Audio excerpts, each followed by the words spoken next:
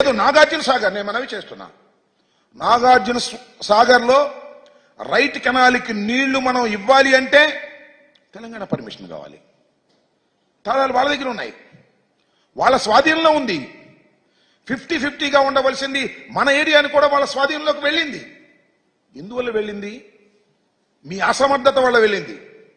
మళ్ళా జగన్మోహన్ రెడ్డి గారు అధికారంలోకి వచ్చిన తర్వాత మనం మీ అందరికీ తెలుసు, పోలీస్ యాక్షన్ చేసి మనం దాన్ని స్వాధీనం చేసుకున్నాం. తర్వాత కేంద్ర హోంశాఖ ఇంటర్ఫీర్ అయ్యి మేము దాన్ని పరిష్కరిస్తాం, మీరు తొందరపడమాకండి, మాకు హ్యాండ్ ఓవర్ చేయమంటే రాష్ట్ర ప్రభుత్వం కేంద్ర పోలీసులకు హ్యాండ్ ఓవర్ చేసినటువంటి సందర్భాన్ని మనం చేస్తున్నాం. దాని గురించి ఏమైనా మాట్లాడారా? మీరు మాట్లాడే ప్రయత్నం చేశారా? మాట్లాడలా.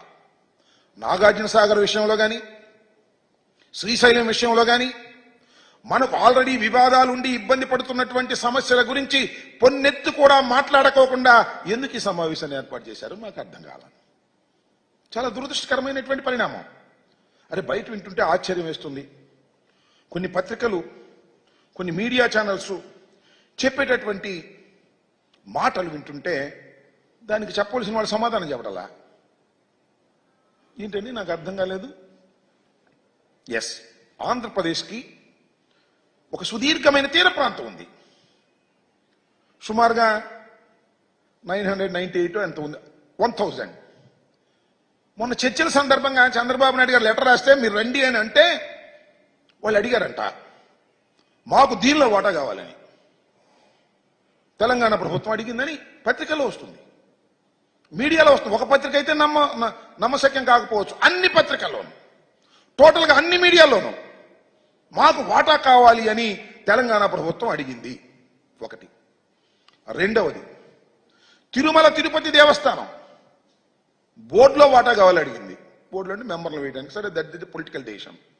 ఆదాయంలో కూడా 48% కావాలి, మీరు 52 తీసుకోండి, మాకు 48 ఇవ్వండి అని అడిగింది అనేటువంటి మాట. అంతేకాదు, మనకు పోర్ట్స్ ఉన్నాయి కదా ఈ తీర ప్రాంతంలో, ఈ అన్ని పోర్ట్స్లోనూ వాటా కావాలని అడిగింది అని. మరొకటి, కృష్ణా జలాల్లో కూడా మాకు అన్యాయం జరిగింది, మాకు వాటా కావాలి అని అడిగిందని. ఈ 4 కూడా చాలా విపరీతమైన ప్రచారం జరిగాయి.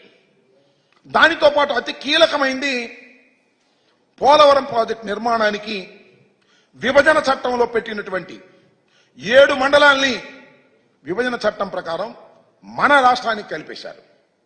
ఆ 7 మండలాల్ని వెనక్కి ఇచ్చేయమన్నారంట. ఇచ్చేయమంటే ఇచ్చేయమన్నారు, వాళ్ళ కోరికలు.